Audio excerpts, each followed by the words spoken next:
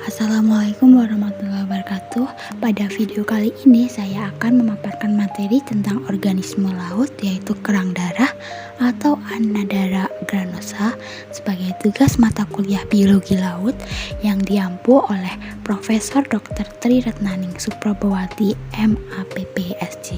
Perkenalkan, nama saya Bella Sungkawa Zonarianti dari kelas Biologi Laut A, Universitas Diponegoro, Fakultas Sains dan Matematika.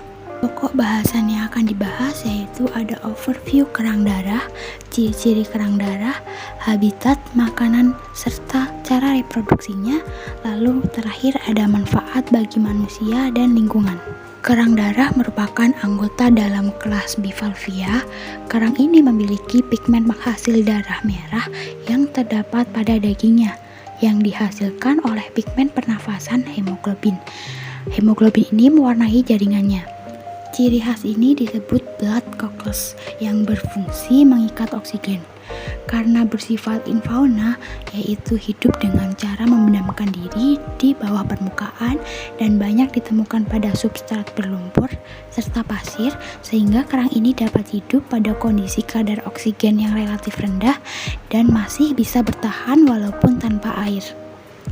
Kerang darah memiliki ciri cangkang setara, tebal dan padat, sedikit lebih panjang dari tinggi dan tidak sama sisi. Panjang cangkangnya sendiri yaitu sekitar 6-9 cm, ambons menonjol sangat kuat, sedangkan area kardinal besar dan di setiap katup terdiri sekitar 18 radial tulang rusuk.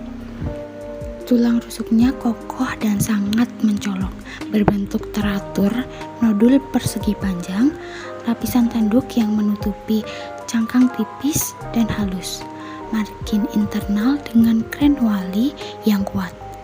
Tidak ada celah basal dan warna bagian luar cangkang putih, sedangkan di bawah periostrakum berwarna coklat kekuningan. Darah akan mengalami penurunan jika bertambah dewasa.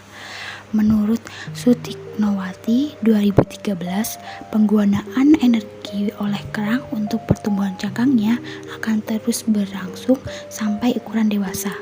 Tetapi saat memasuki ukuran dewasa, pemakaian energi tidak lagi digunakan untuk pertumbuhan cangkang dan pertumbuhan lainnya, namun digunakan untuk keperluan perkembangan reproduksi.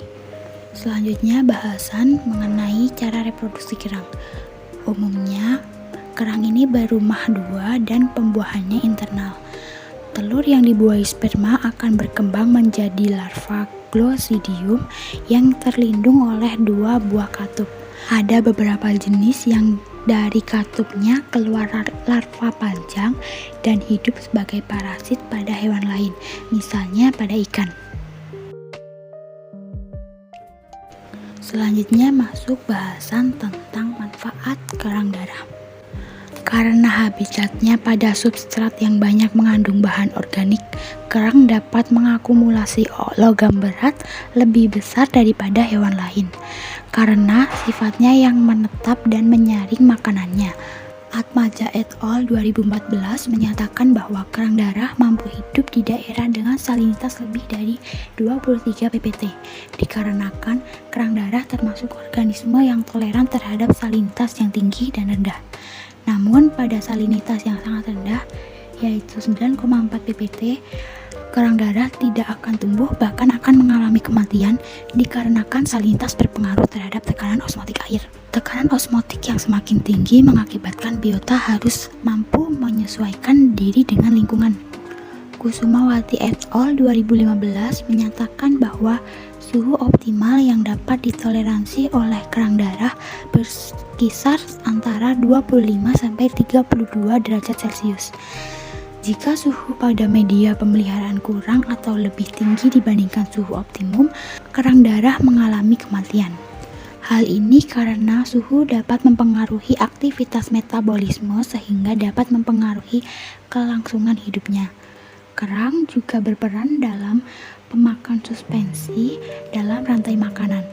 Pada umumnya, kerang makan phytoplankton, detritus, bahan organik tersuspensi, dan bakteri.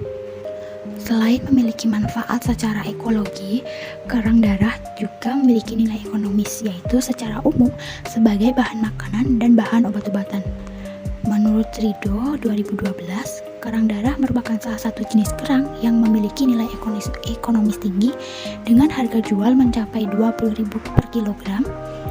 Lalu kerang darah digunakan sebagai obat-obatan karena memiliki banyak kandungan vitamin yang dibutuhkan oleh tubuh.